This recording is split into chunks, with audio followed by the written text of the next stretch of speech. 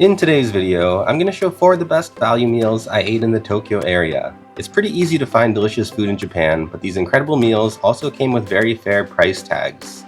These meals included an amazingly beautiful sushi lunchbox, a 10-course omakase dinner which included both the best grilled fish and A5 Wagyu I've ever had, Shirasudon, a specialty of Enoshima, and the absolute best buffet I've ever eaten at.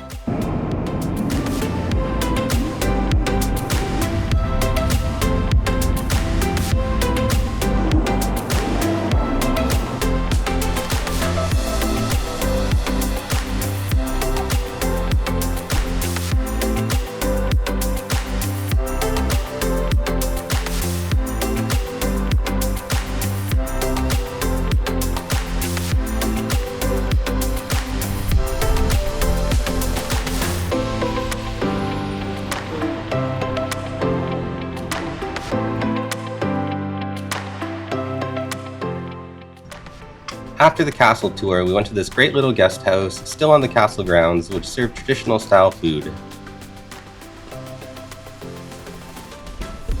There was a small entrance fee, but you get a nice guided tour after ordering your lunch.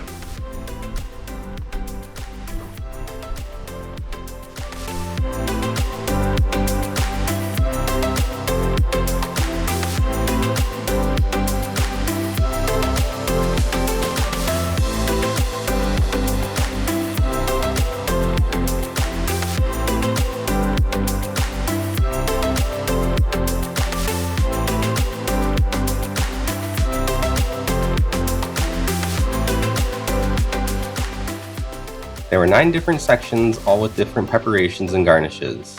Every section had completely different flavor profiles and textures. There was an incredible amount of work that was put into this little box.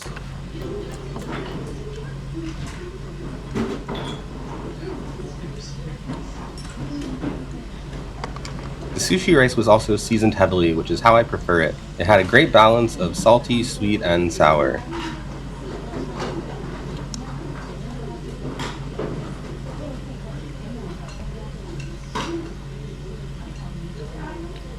This was the best piece of pickled mackerel I've ever had. It had an extremely firm texture and very strong salty and vinegar flavor.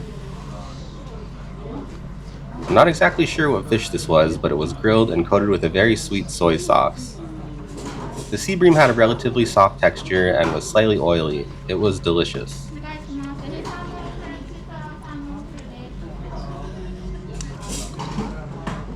The squid was as good as the ones in Hokkaido, dense and creamy. I don't remember what fish this was either, unfortunately. It was all explained in Japanese.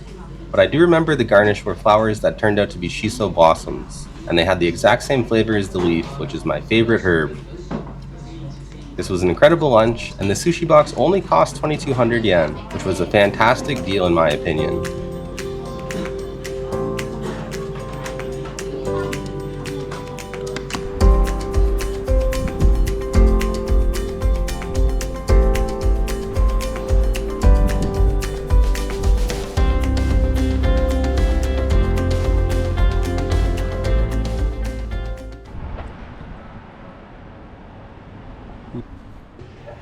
These 3 chefs did everything. They were also the servers, bartenders, and dishwashers. It was amazing to watch. They were incredibly friendly and made the environment very welcoming.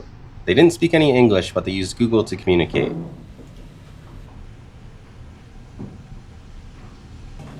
The first course arrived shortly, and I've seen versions of this on Iron Chef. This was a Hokkaido hairy crab that had all the meat picked and placed neatly back into the head. This is classically served with a vinegar sauce, but here it was turned into a jelly. The green sauce on top was relatively bland, but offered freshness. The meat was extremely delicate with very strong crab flavor. The roe was definitely mixed in with the meat and enhanced the crab flavor further. The vinegar jelly and green sauce really helped to balance out the richness. This was probably around 4 ounces of pure intense crab flavor. It was spectacular. This crab preparation was incredible, but I did get 2 small pieces of shell, so 9.8 out of 10 for the first course.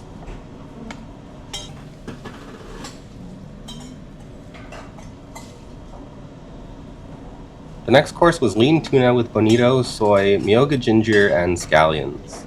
This was by far the best lean tuna we've ever had in our lives. It It had a texture that was not fibrous at all. In fact, the texture was closer to tofu than tuna I've eaten previously. Lean tuna doesn't really have any distinct flavor, but the ginger, scallions, bonito, and soy seemed like the perfect condiments. 10 out of 10. Another sashimi course was next. I don't actually know what fish this was. I am pretty sure this was real wasabi, however. The sauce was ponzu, but this was much more on the citrus side than soy. The meat had a firm, springy texture, completely different from the previous course. A little bit of richness from the fish, but mostly just clean flavor, and the ponzu and wasabi were delicious. 10 out of 10 again. I've heard a lot of people say that fresh wasabi doesn't burn, but I watched the chef grate it literally right in front of me, and this definitely had sinus clearing properties. The next course was our turn to surprise the chef. Like tea. Oh, like tea. Okay. Thank you.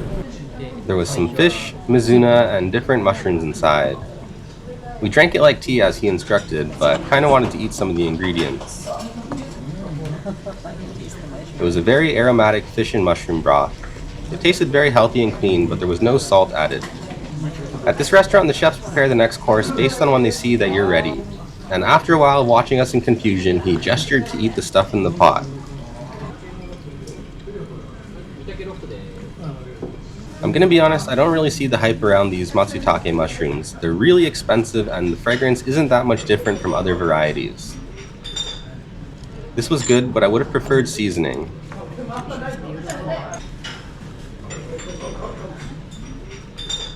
The next course was medium fatty tuna with seaweed boiled in soy sauce and wasabi.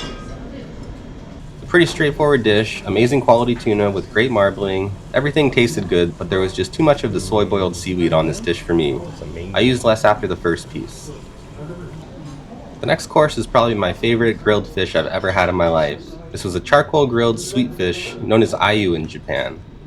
It was garnished with some sort of sweet and sour herb sauce and shiso blossoms, the same amazing garnish I had at Odawara Castle.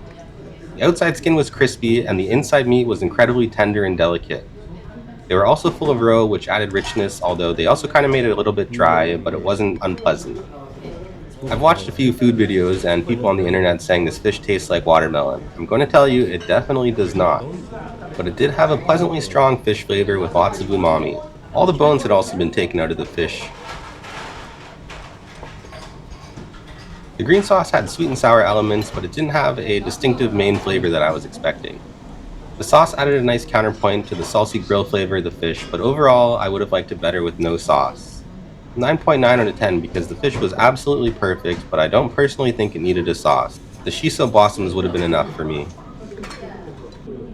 The next course was some octopus, and it was insanely tender, definitely braised or steamed, and then grilled for the optimal texture. It was intentionally sweet, which isn't exactly how I prefer it, but it's a very common and popular preparation in Japan.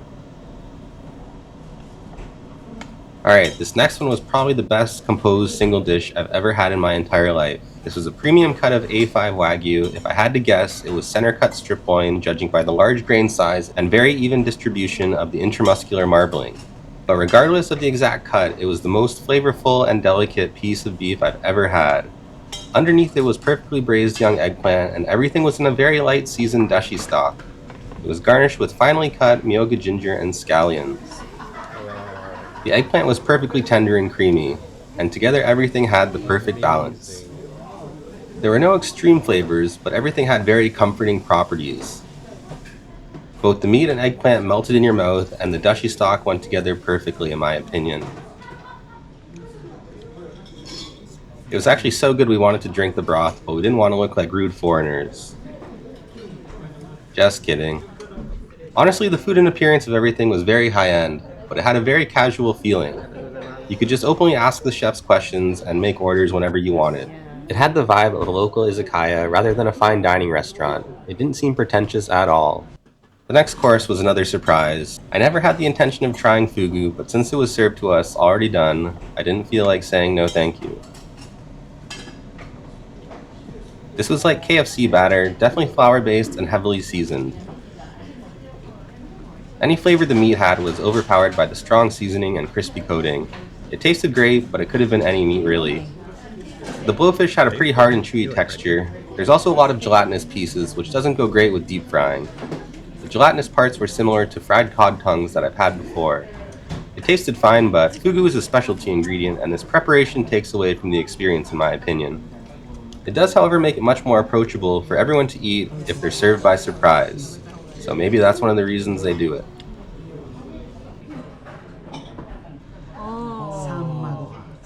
The last course was some sort of baked mackerel rice. Kamameshi if I was paying attention.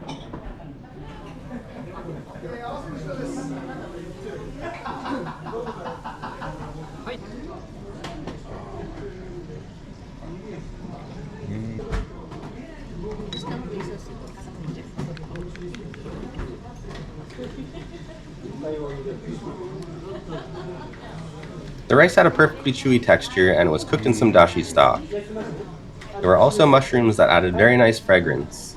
It had a very rich umami, comforting flavor, and it was a fantastic way to end the dinner. Start to finish, this was an incredible meal and experience. The price was very fair. In fact, I'd even say it was on the cheap side. At 10 courses, this was only 1,000 yen per course, and this meal included a crab dish that would probably cost 3,000 yen on its own, as well as some of the best Wagyu I've ever eaten in my life. In total, we also definitely ate over a pound of straight protein. This was not one of those meals where you leave hungry. In fact, the chef had to pack us up over half the final dish.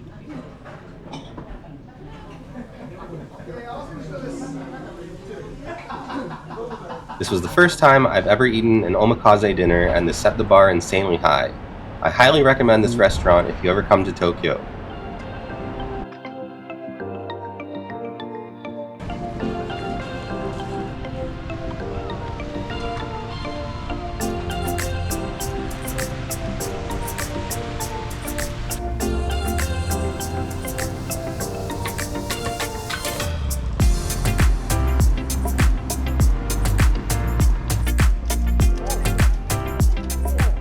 The specialty of Enoshima is shirasu, which are tiny white bait. It's literally on everything here, including pizza and ice cream.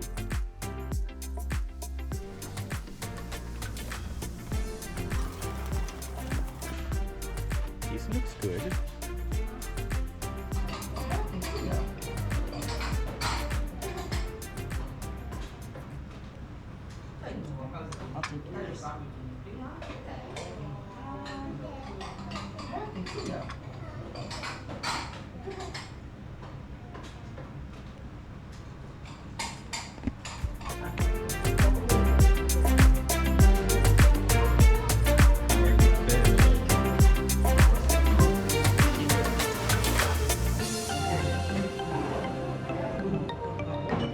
A little bit more. Okay. これをつける。は。これは。ございます。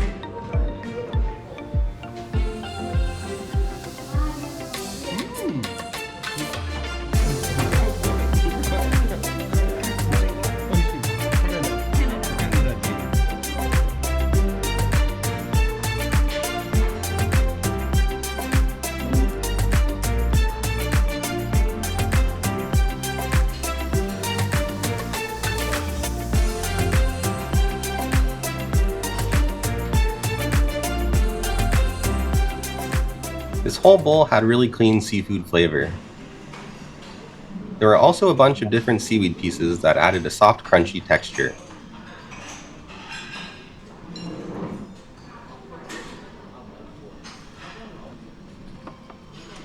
This was some of the freshest tasting seafood I've ever had. No fishy flavor whatsoever. The meal was so good I temporarily forgot it was 40 degrees outside and I had to walk off this island still.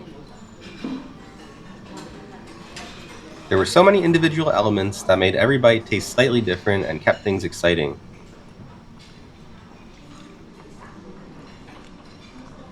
I'll give this meal a 9.6. It doesn't have any extreme flavors, but what you're here to appreciate is the freshness and quality of the food. I don't know if I've ever felt healthier after a meal than I did after this one.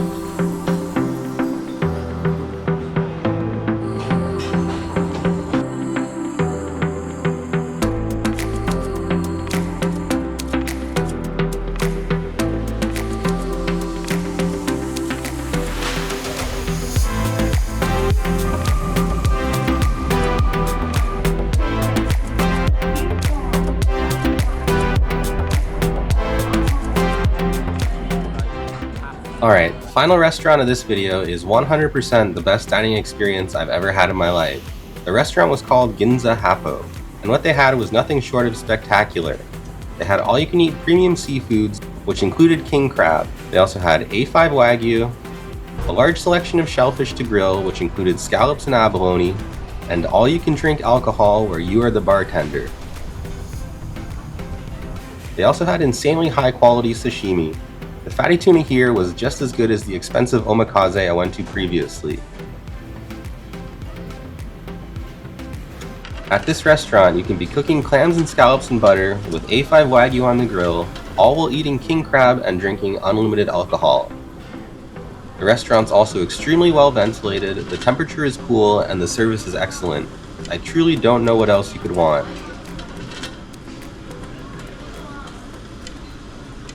In my opinion, there's no reason to eat any of these other things, but they also serve salad and various cold dishes,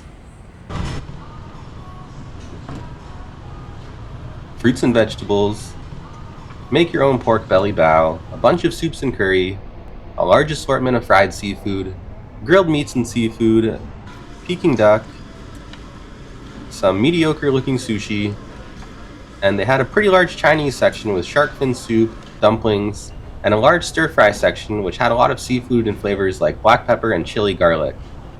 Honestly, the seafood stir-fries looked and smelled amazing. I really wanted to try them out, but I just didn't have time.